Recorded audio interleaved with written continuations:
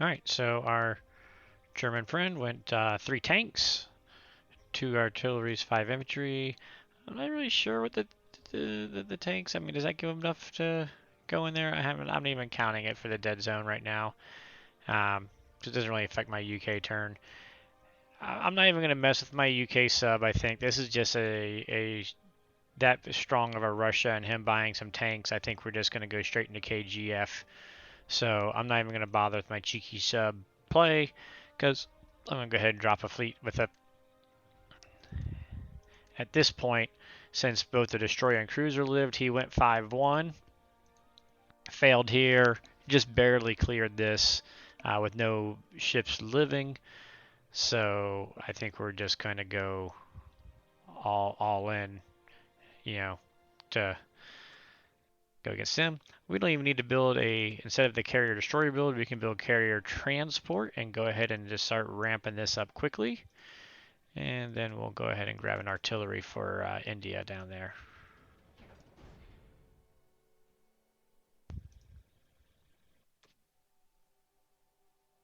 Again, other people protest this, but because I'm going to bring this transport on around, I'm not going to waste my tank in France. We're just going to use him to grab one of these guys, and we'll still have my 3 units there to grab next turn.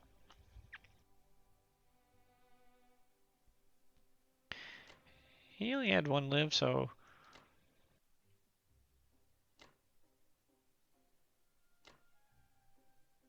I mean, yes, now's the turn that I could go ahead and kill the carrier. I just like to, or the battleship.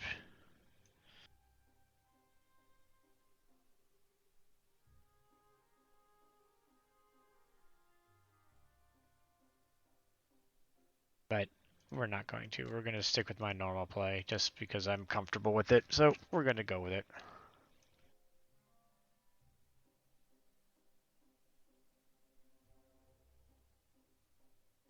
We're just going to throw him in there. We're not even going to mess with it.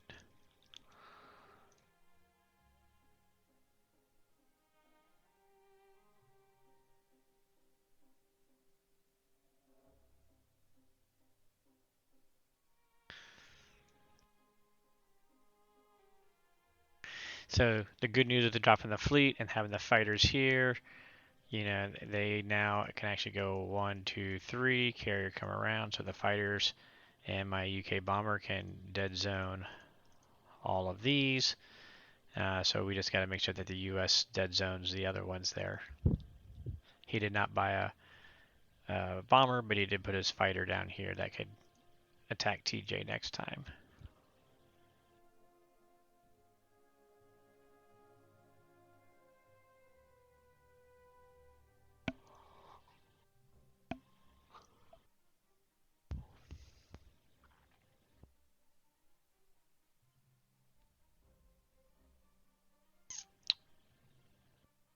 Why does it feel like I'm forgetting something? I always feel like I'm forgetting something.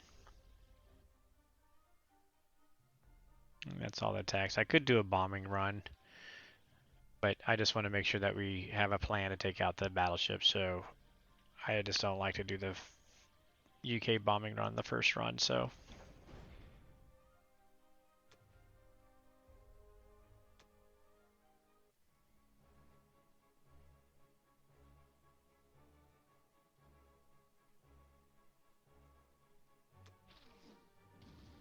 There we go. Good hit.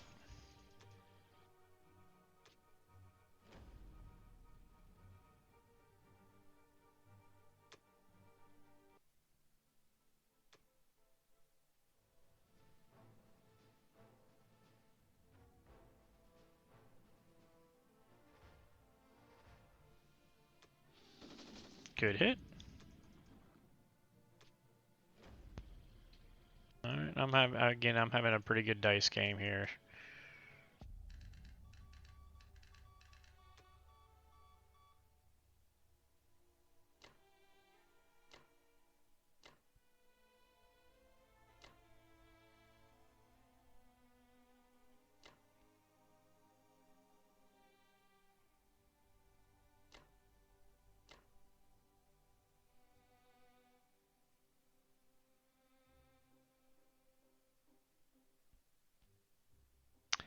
So let's see, we're gonna have the destroyer cruiser here, so they can dead zone 14. I don't need the bomber to be able to reach there, so we can bring this bomber. I just need the bomber still to be able to reach it here. So I can bring them all the way over to here where they can work there.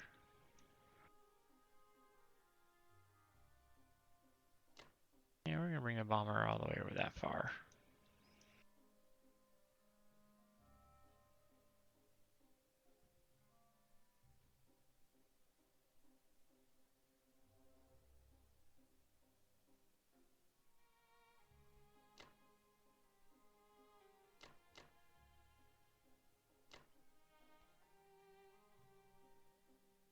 I'm gonna play it more traditional instead of bringing my sub back, since we're not really looking to trying to dead zone over here. If he wants to take the 2 fighters on the fighter carrier, then that's what we got.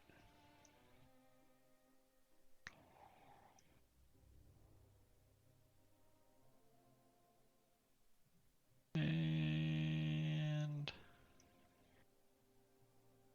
eeny miny mo, catch a tiger by its toe. Do want to check our defense profile for UK. Looks good. All right. Hopefully I didn't miss anything.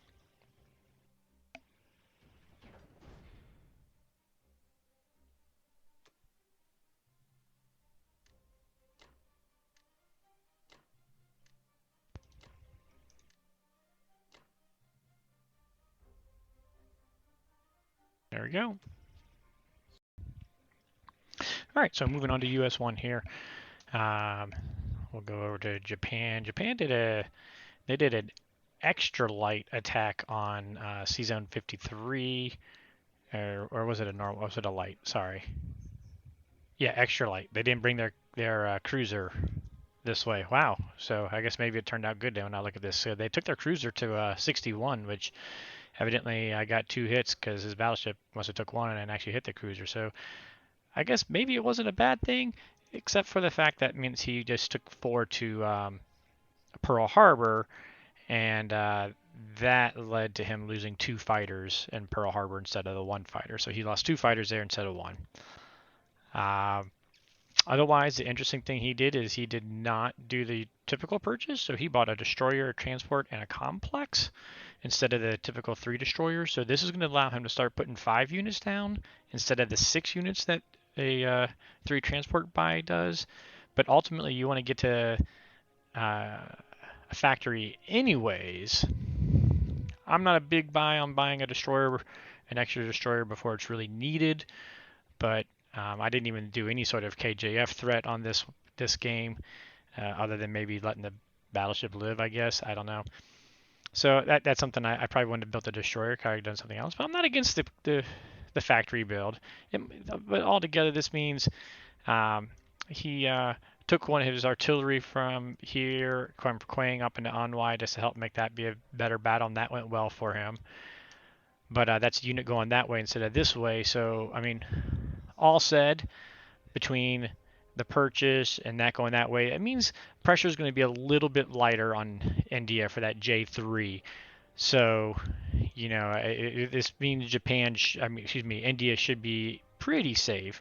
I got to keep my carrier, my fighter, and my transport down here, which I love doing that, so I can just hang out here in the Indian Ocean and create some headaches for a little bit. So that was Japan's play. So we're gonna go U.S. You know, I'm going to go ahead. I'm being I'm taking the kind of conservative buy, if you will, where I'm getting my 2 transfers. I'm buying a destroyer and a carrier with it. Sometimes I'll skip that destroyer, but I didn't buy a destroyer for UK, so I'm going to go ahead and buy it here. And just these early indication plays by strong Russia, kind of how he did his Germany attack and his Japan attack. I'm feeling relatively comfortable fairly early here on a KGF attempt here. So we're going to go my quote normal, natural, non-aggressive play and just play it straight. 2 infantry to go with that. So 2 boats, just for those that haven't watched too much. So these 2 transports, they've got their 4 that they're going to take. This guy has his two he's going to take. We got two infantry already free on there, so that's one of my transport. My other transport has these two guys that he can take.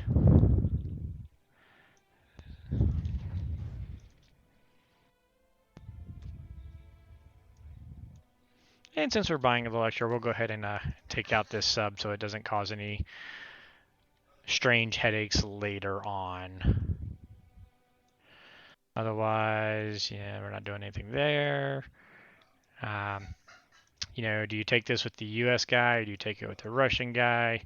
I'm gonna take it with the Russian guy this game. Russia's gonna be a little strong. We're gonna add into that by letting Russia get that 2 IPC. Plus, it leaves me 2 infantry for doing some of the funky stuff that these guys retreating back can do later. So I think that's really the only attack. The U.S. really can't do much in the beginning of the game, so we'll just do that and roll.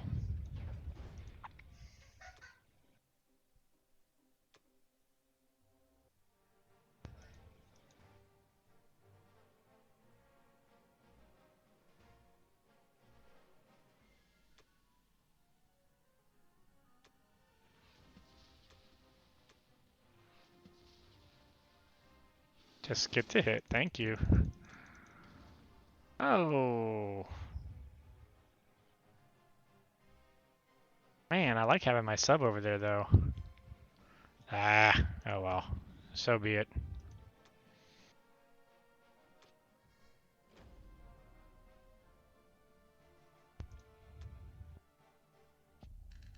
Darn it. I like having my sub just try and create headaches, but it doesn't. If you're watching my duos game, I've seen more effectively how you can use subs as the US subs have been very pestering to me.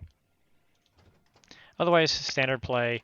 I used to always take my cruiser to 11 until someone pointed out a long time ago that 12 makes sense because it can make it to France next turn. So.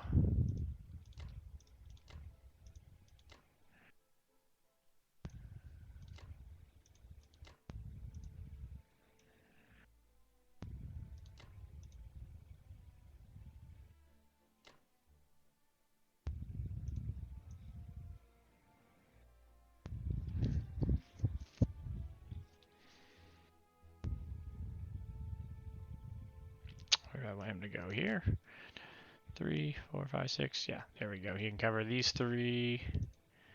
He's gonna come in here. He can cover those 3. Not really dead zone. When I'm doing my KJF, I'll bring this fighter to here, and then that dead zone Z's. I'm not fully dead zoning him out, so whatever he wants to. If you let's see, what is it right here? 17 is not dead zoned because I only have one fighter. I mean, technically, a fighter bomber should take out a battleship, but we always like to have 3. But I only got 1 bomber, 1 fighter from US that can reach there, 1 bomber, 1 fighter from UK that can reach there.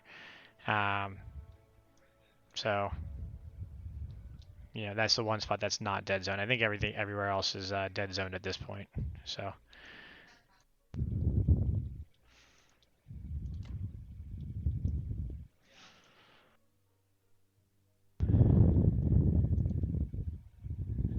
Got our 4 units up there. You know what? Just in case I don't want to take the tank yet, we're going to move him up there. The only difference is my second transport. No.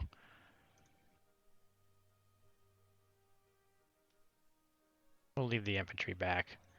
Just in case my second transport wants to, I'll have the one with the 200. I could take the infantry AA down this way for some reason if something happens. So, whatever. Small things. Sweating the small details here.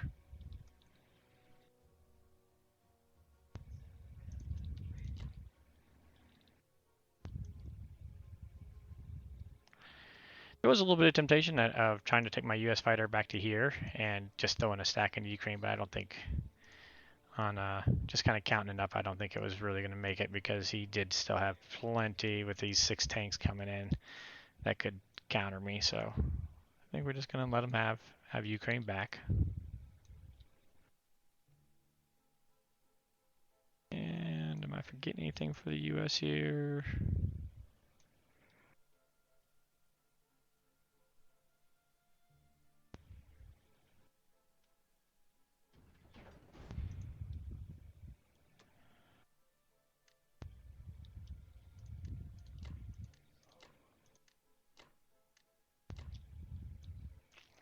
much as you play I've played, you'd think I'd have this just, pack, pack, bam, bam, bam. But whenever I'm on the recording and talking, I tend to get myself lost and forget some things. So we're not going to be using up my artillery too much this time. So we're just only going to buy the one and max out the. Actually, you know what? Hold on a second. I'm going to pause the video because I think I looked at this earlier, and I might actually buy a tank this time to dead zone Ukraine. I'm going to pause for 1 second. I want to double check that calculation real quick.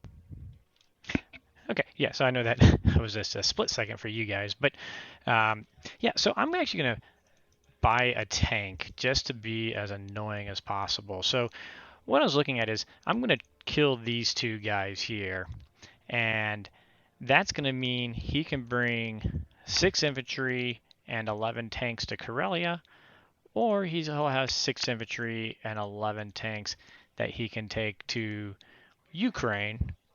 And then just taking all my units that I'll have left over, um, washing them all up together, and it's running right now. But it's 6 infantry, 11. With that 5th tank purchase, it makes it a profitable battle for me. And so I like that idea. So whereas 4 tanks, if I just built 2 more infantry, it makes it still on my side, but much more iffy, and I don't like that. So we're gonna buy this tank to make him think twice about either of those zones. So slight different. I don't normally buy tanks, but this game just kind of says let's do it.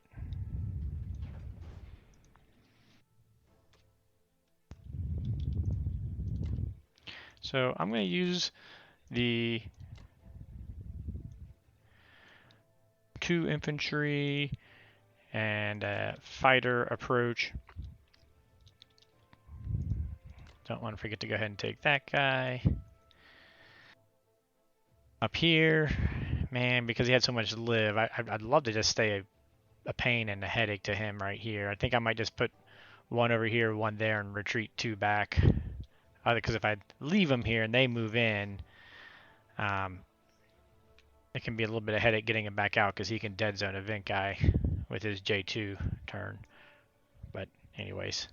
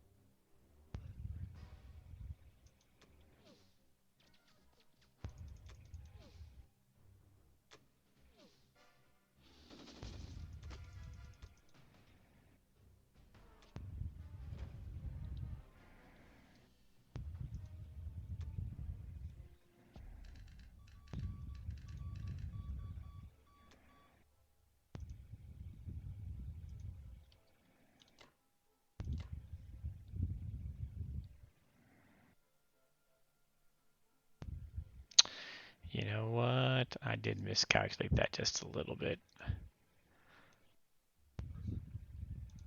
Because I forgot the artillery I'm building won't be able to hit Karelia. So he'll be able to go to Karelia unless I don't put a unit in here. Can I get away without a unit in there? Oh wait, that would be what possibility of 6 an infantry, 6 tanks. He can't reach. He can reach, but he can't reach. 1, 2, 3. So yeah. So how bad does that look if we don't put somebody in there? So we can do all my tanks and my fighters in here. And that gives me 11-2, which is, but the 5 tanks is still good. We'll put a tank and 3 infantry in there. So let's see what we're talking about here. So 5 tanks, 3 infantry. Oh, I was going to calculate out, but I'm just going to put it in the calculator because it's open over here. 5 tanks, 3 infantry, and an AA, and 2 fighters. And again, he could have 6 tanks, an infantry, and a battleship. So yeah, we should be solid there. Yeah, we're solid. I'm not a big fan of leaving it open, but if he wants to take his tanks up there, he'll have to go. He can't blitz them. He has to take them all up there anyway. So yeah, we're gonna leave that open just so I can have that extra infantry here to make him think about Corellia.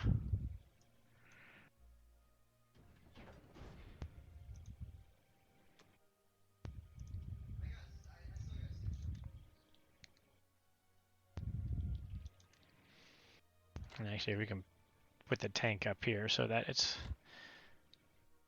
infantry in there. I am going to take the one. I think I would have these commands down by now. We'll put an artillery in there. We'll put the other 3 infantry up there.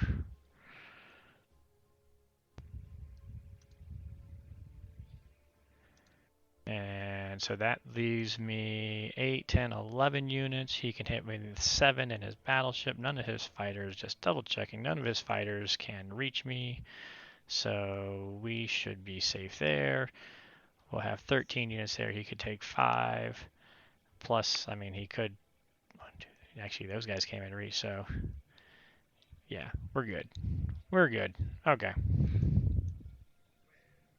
Oh, I forgot to move those guys. I talked about it, and see, there I go, goofing up.